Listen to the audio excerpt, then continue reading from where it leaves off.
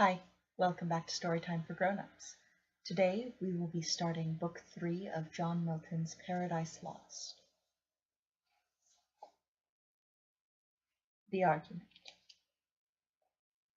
God, sitting on his throne, sees Satan flying towards this world, then newly created, shows him to the Son who sat at his right hand, foretells the success of Satan in perverting mankind, clears his own justice and wisdom from all imputation, having created man free and able enough to have withstood his tempter, yet declares his purpose of grace towards him, in regard he fell not of his own malice, as did Satan, but by him seduced.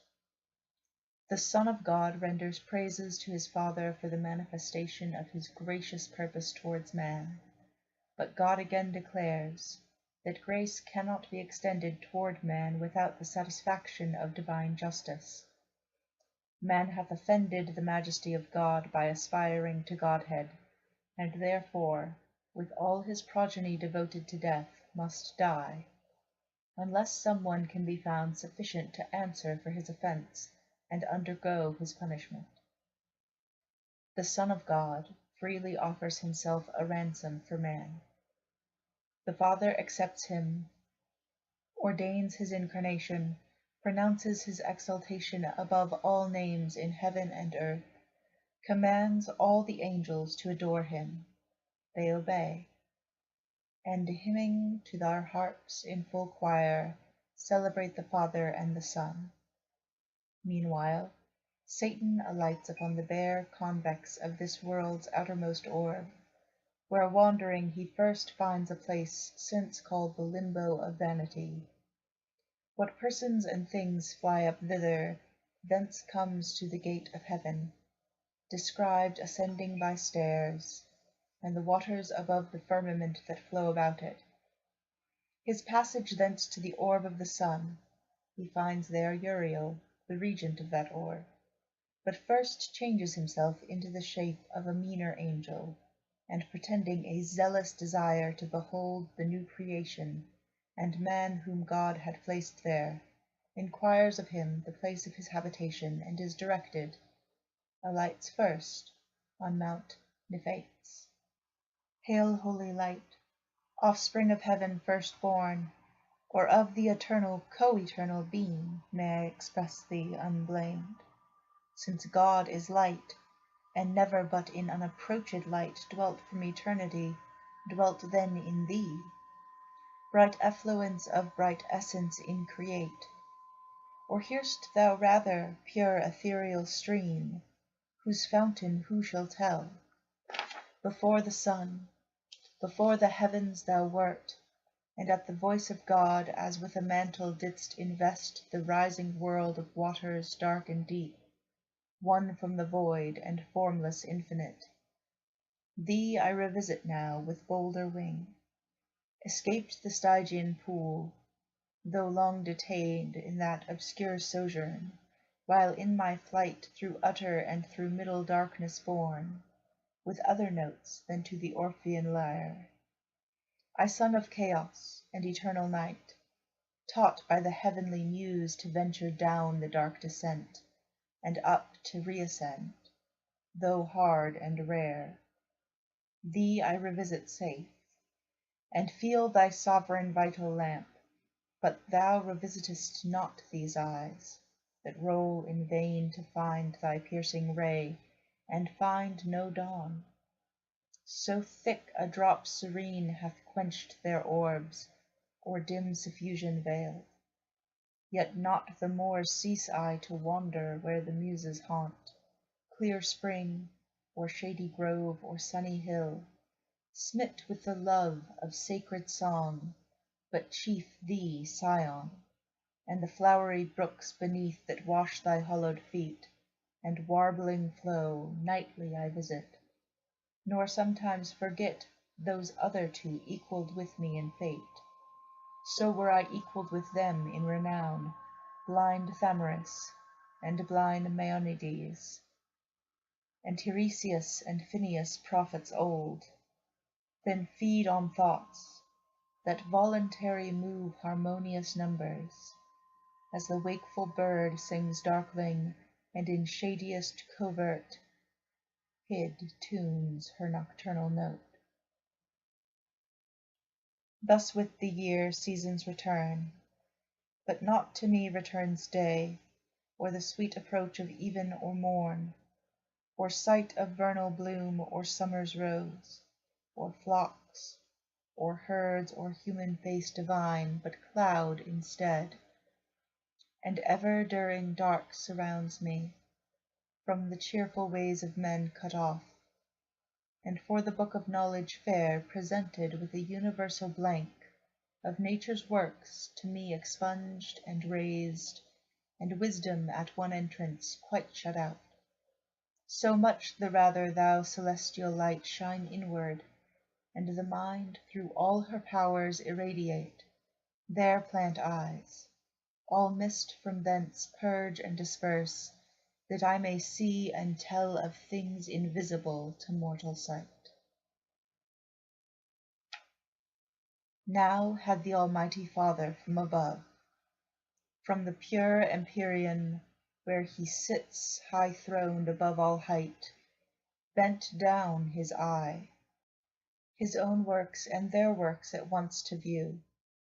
About him all the sanctities of heaven stood thick as stars, and from his sight received beatitudes past utterance. On his right the radiant image of his glory sat, his only Son. On earth he first beheld our two first parents, yet the only two of mankind, in the happy garden placed, reaping immortal fruits of joy and love, uninterrupted joy, unrivalled love, in blissful solitude. He then surveyed hell, and the gulf between, and Satan there coasting the wall of heaven on this side, night in the dun air sublime, and ready now to stoop with wearied wings and willing feet on the bare outside of this world, that seemed firm land embosomed without firmament, uncertain which, in ocean or in air, him God beholding from his prospect high, wherein past, present, future he beholds.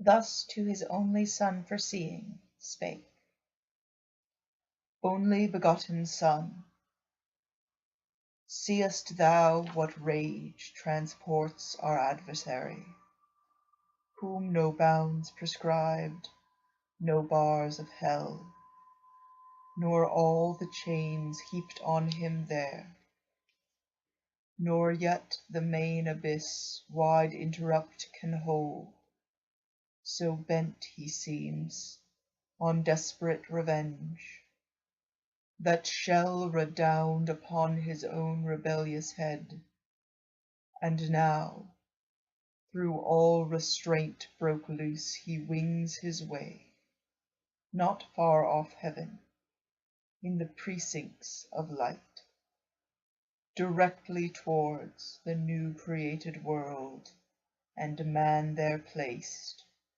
with purpose to essay if him by force he can destroy, or worse, by some false guile pervert. And shall pervert, for man will hearken to his glozing lies, and easily transgress the sole command, sole pledge of his obedience. So will fall he and his faithless progeny, whose fault, whose but his own. Ingrate, he had of me all he could have.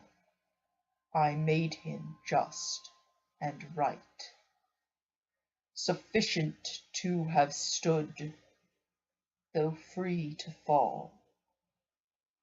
Such I created all the ethereal powers and spirits, both them who stood and them who failed. Freely they stood who stood, and fell who fell. Not free, what proof could they have given sincere of true allegiance, constant faith or love, where only what they needs must do appeared, not what they would? What praise could they receive? What pleasure I from such obedience paid, when will and reason also is choice, useless and vain, of freedom both despoiled, made passive both, had served necessity, not me.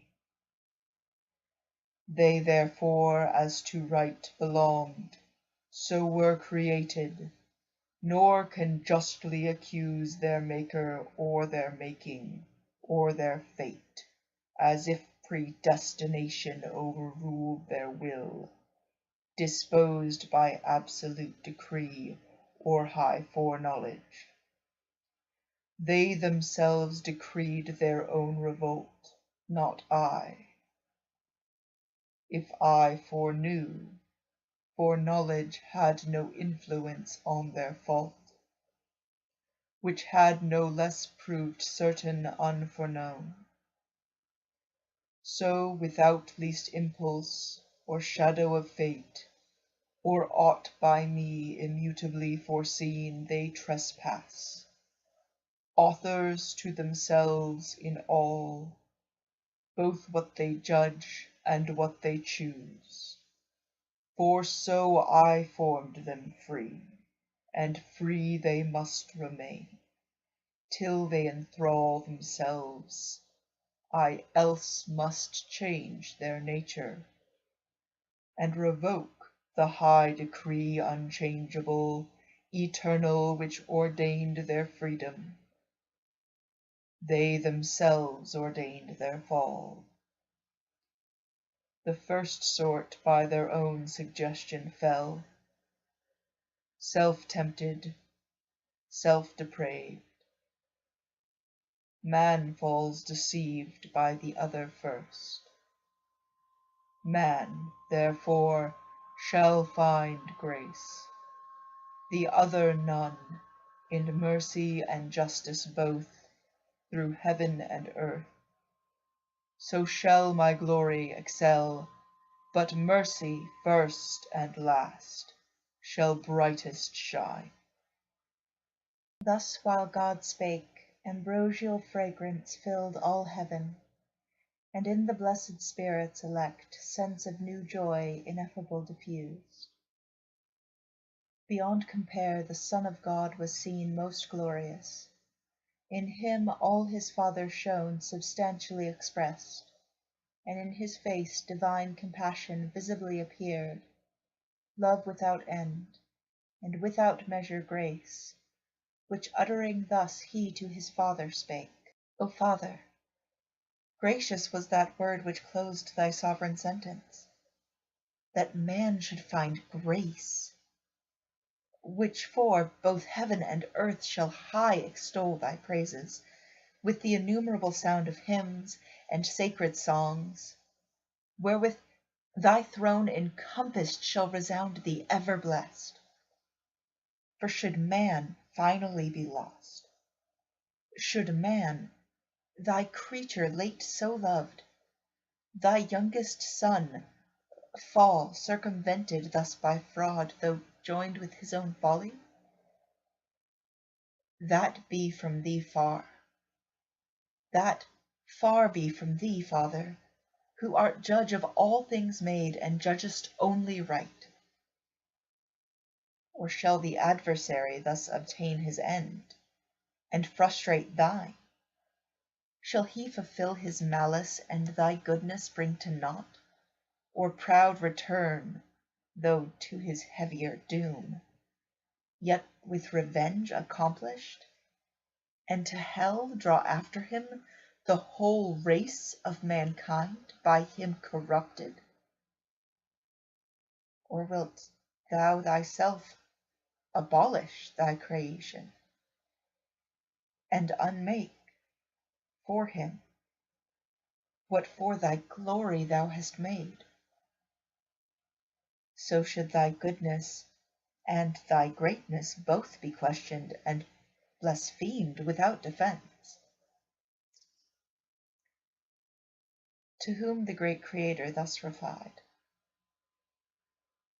O Son, in whom my soul hath chief delight, Son of my bosom, Son who art alone my word, my wisdom, and effectual might, all hast thou spoken as my thoughts are, all as my eternal purpose hath decreed. Man shall not quite be lost, but saved who will, yet not of will in him, but grace in me, freely vouchsafed.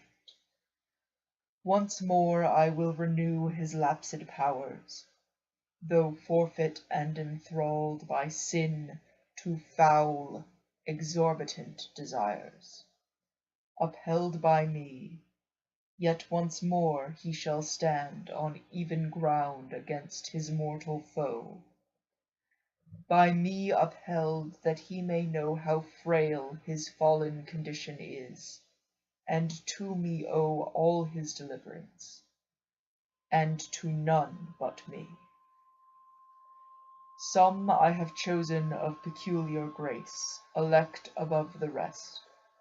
So is my will. The rest shall hear me call, and oft be warned their sinful state, and to appease betimes the incensed deity, while offered grace invites.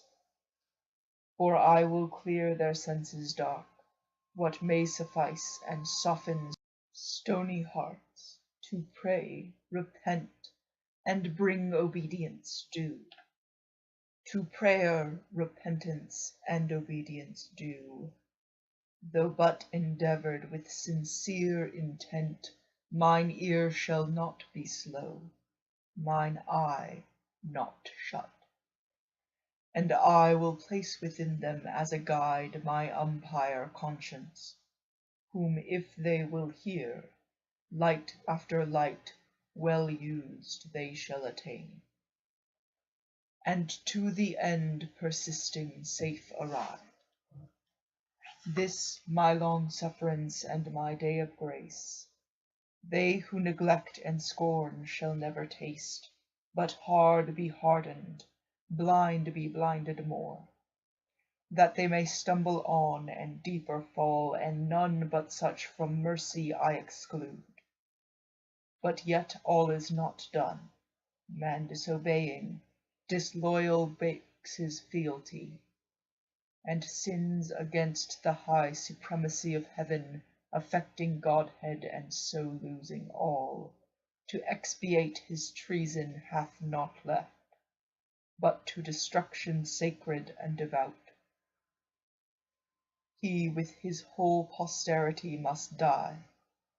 Die he or justice must, unless for him some other able and as willing pay the rigid satisfaction, death for death. Say, heavenly powers, where shall we find such love? Which of ye will be mortal to redeem man's mortal crime, and just the unjust to save? Dwells in all heaven charity so dear. He asked, but all the heavenly choir stood mute, and silence was in heaven. On man's behalf, patron or intercessor none appeared, much less that durst upon his own head draw the deadly forfeiture, and ransom set. And now without redemption, all mankind must have been lost, adjudged to death and hell by doom severe, had not the Son of God, in whom the fullness dwells of love divine, his dearest mediation thus renewed. Father, thy word is past. Man shall find grace, and shall grace not find means that finds her way, the speediest of thy winged messengers, to visit all thy creatures, and to all comes unprevented, unimplored, unsought. Happy for man so coming, he her aid can never seek, once dead in sins and lost.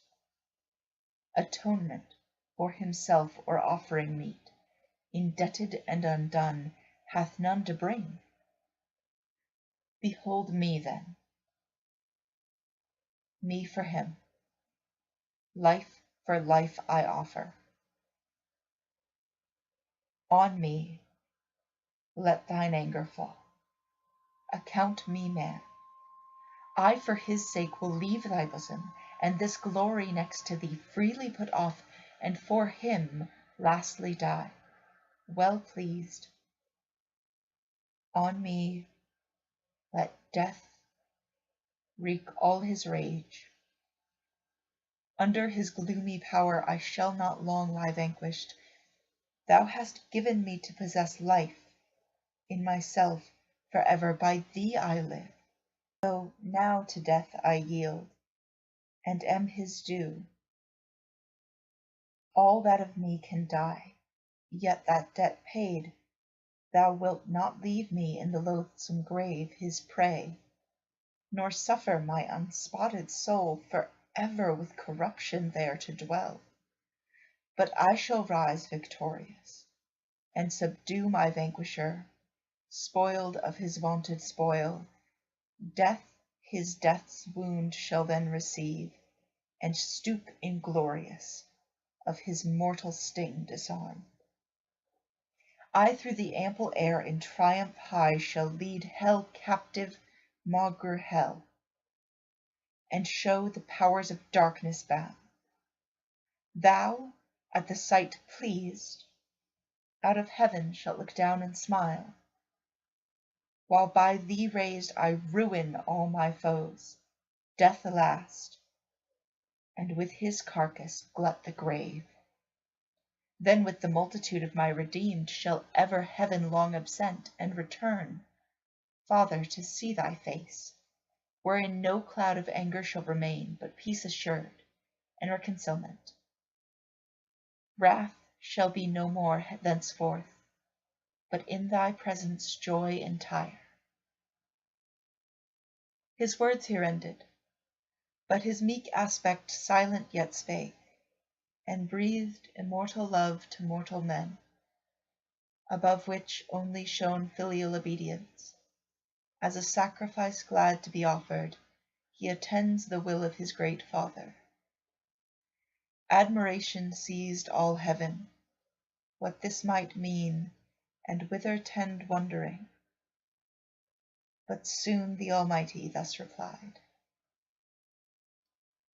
O thou in heaven and earth, the only peace found out for mankind under wrath, O thou my sole complacence!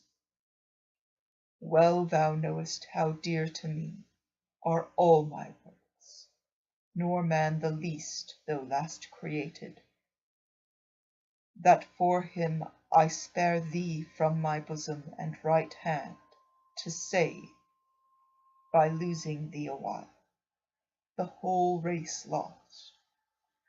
Thou therefore, whom thou only canst redeem, their nature also to thy nature join, and be thyself man among men on earth, made flesh when time shall be of virgin seed, by wondrous birth.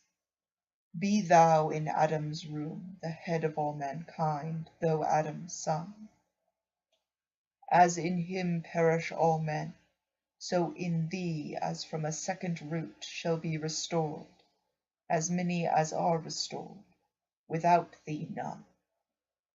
His crime makes guilty all his sons. Thy merit imputed shall absolve them who renounce their own both righteous and unrighteous deeds, and live in thee transplanted, and from thee receive new life.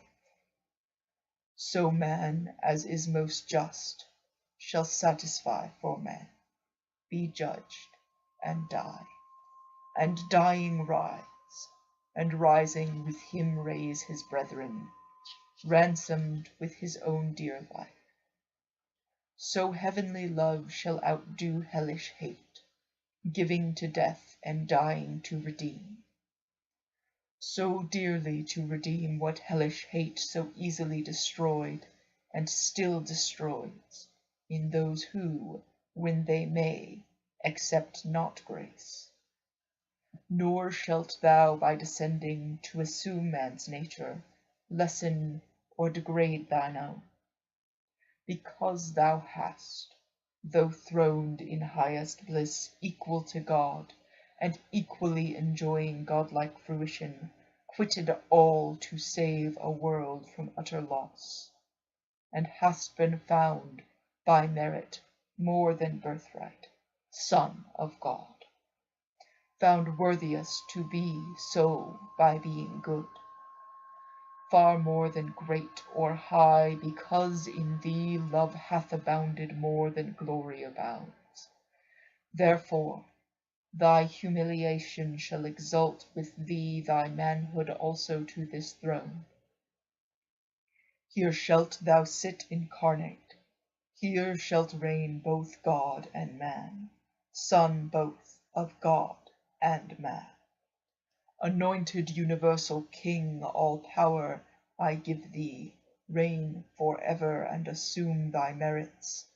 Under thee as head supreme, thrones, princedom, powers, dominions I reduce. All knees to thee shall bow. Of them that abide in heaven or earth, or under earth in hell, when thou, attended gloriously from heaven, shalt in the sky appear, and from thee send the summoning archangels to proclaim thy dread tribunal. Forthwith from all ones the living, and forthwith the cited dead of all past ages to the general doom shall hasten. Such a peal shall rouse their sleep. Then all thy saints assembled, thou shalt judge bad men and angels. They arraigned shall sink beneath thy sentence, hell her numbers full, thenceforth shall be forever shut. Meanwhile the world shall burn, and from her ashes spring new heaven and earth, wherein the just shall dwell, and after all their tribulations long see golden days, fruitful of golden deeds, with joy and love triumphing and fair truth. Then thou thy regal sceptre shalt lay by, for regal sceptre then no more shall need. God shall be all in all, but all ye gods adore him who to compass all this dies. Adore the Son, and honour him as me.